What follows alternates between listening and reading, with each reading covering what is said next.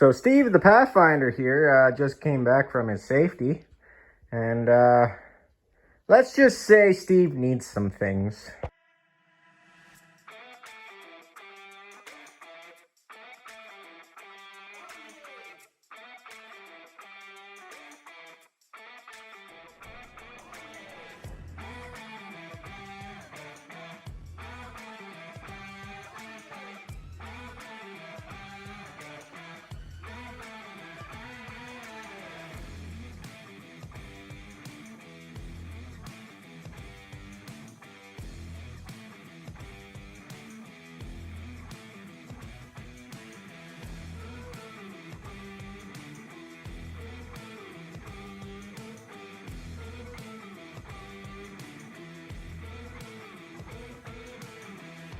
Got a list of things that Steve here needs.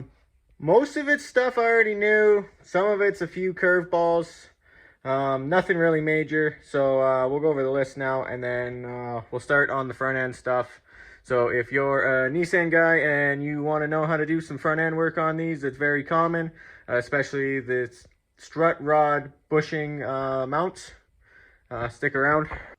Got my list done for Steve. The horn doesn't work, the reverse lights, the bumper bolt, and the floor holes. There's 2 floor holes just outside of the frame by the cab mounts, kind of right behind the front door under the rear seats. I was going to cut it out and weld it, but the mechanic also said that he'd pass it if it was just zap screw some sheet steel over top of it, because it's not a structural thing, it's for carbon monoxide. So even if I did that and siliconed it, he'd be okay with that. Sway bar end links, strut rods.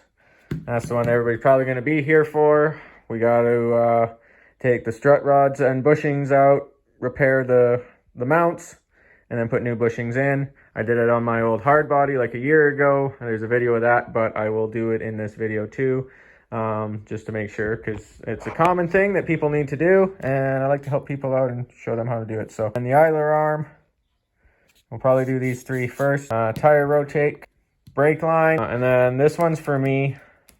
Paint the wiper arms. This one's not on the safety list. As you can see, they're nice and shiny.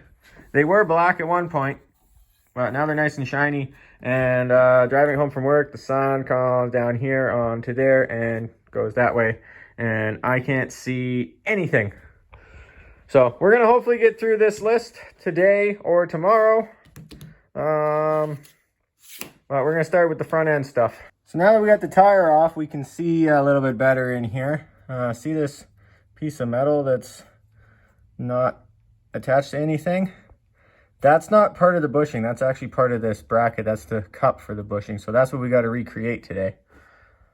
We got to take this whole strut rod out, and then take what's left of this off, clean this all up. I got the washers and the bearing races that we need. I will post pictures of them with the part number. And yeah, it's very simple. I only was able to get 2 bearing races. Normally you do the front and the back of both. The back doesn't seem as bad on these, and I could only get 2 bearing races in the short amount of time that I needed to. So I will just do the fronts of them, and that should be sufficient. Started soaking everything in WD-40, and I thought I'd get a head start on soaking everything else. And then I found there's not even a nut on this sway bar end link, so you don't even have to worry about that. And this side doesn't even have the cup. It's just completely gone.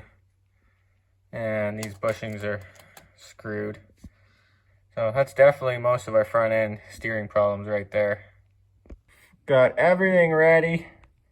That one's a bit of a pain because you can't really get up in there. Hold on, just trying to get the camera.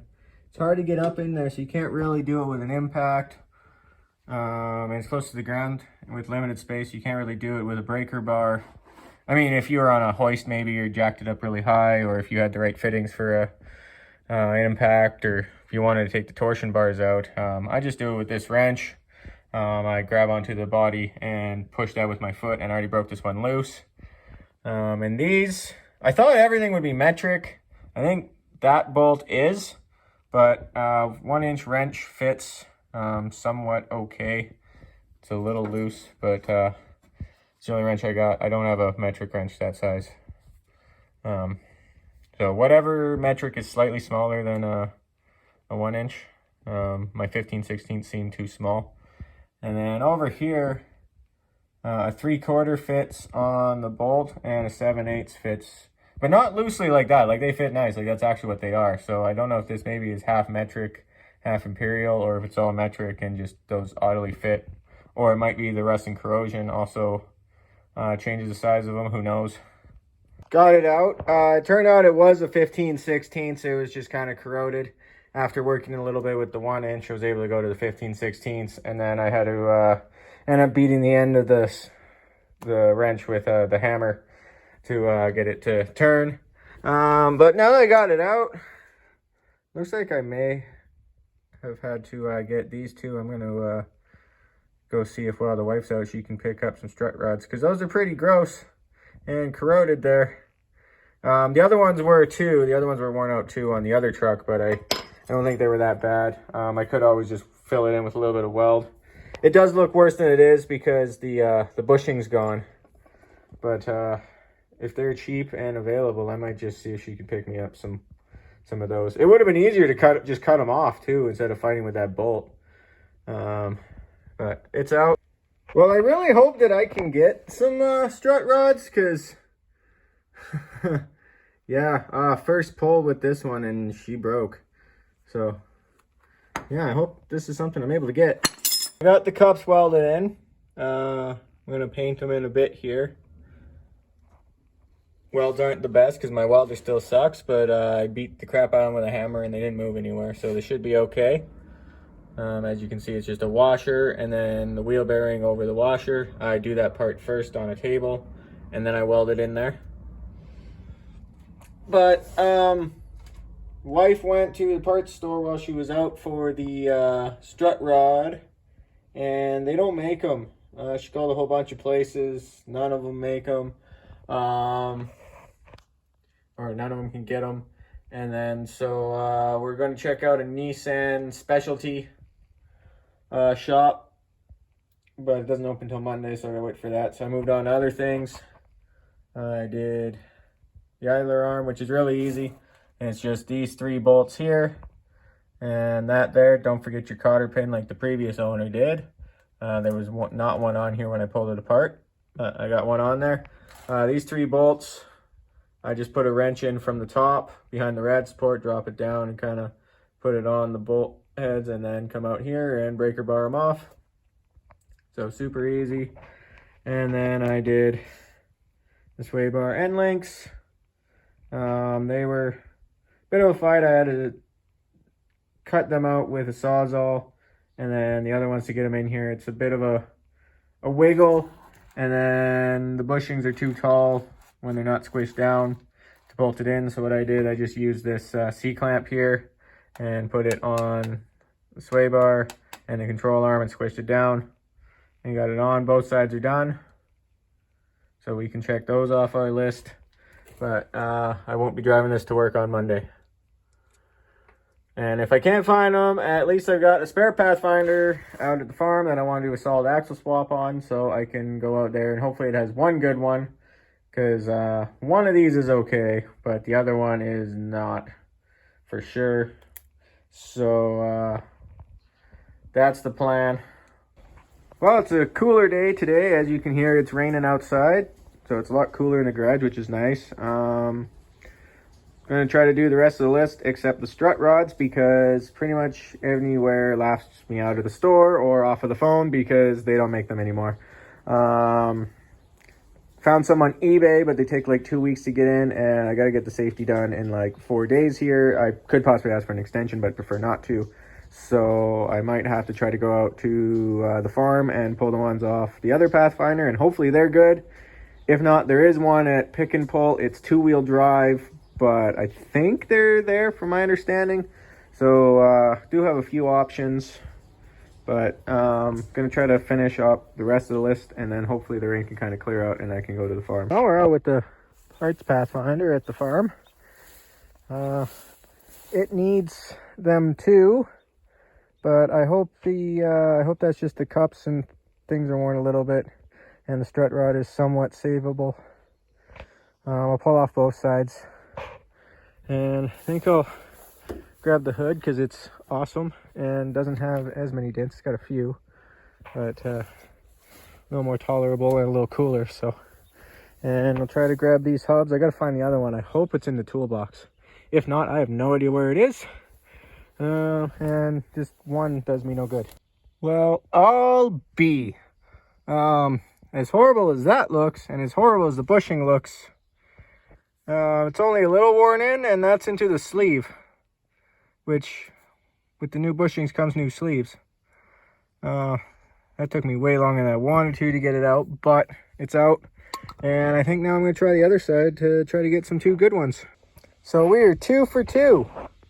That is awesome. The other one I didn't even take the wheel off or jack it up. I just went underneath, pulled it out. Yeah, 2 for 2. With the hubs, we're 2 for 2. Now I just got to take the hood off, and then we're good. How come most of my vehicles, every time I'm out here, look sadder and sadder?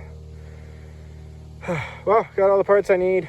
Hopefully one day we can come back and build this into something cool. We're back home. I got to take all this apart to clean it up. Take the sleeve, the bushing, and the washer off. And then wire wheel it. Clean it up a little bit. And then it'll look like this. And then I can put everything back on. Just like that. Now would be actually a good time to continue wire wheeling and painting them up. But I don't have the time, the want, or the care to do that. These bushings can be a little bit of a pain to get onto here. I think last time I had a WD-40 them up and really squish them on. These ones just a little tap with a hammer and they went on. The harder one is once it's in the truck and you do the other one. And of course, the little chamfer there, or bevel, or whatever you want to call it, goes towards the cup so it can kind of wedge into the cup. Or in our case, a wheel bearing race, my apologies. And then the other one would go on the other wheel bearing if I had done it. All right, it's time to assemble one of these. My LED light died, so we're using this crappy light. So I apologize for that. I find the first thing to do is put one of these on here and then put it through. And then squish the other bushing on. Then what we're going to do is you're going to take your rod, slide it into the control arm. Oop. That wouldn't fall if the other bushing was on. Then put your washer on.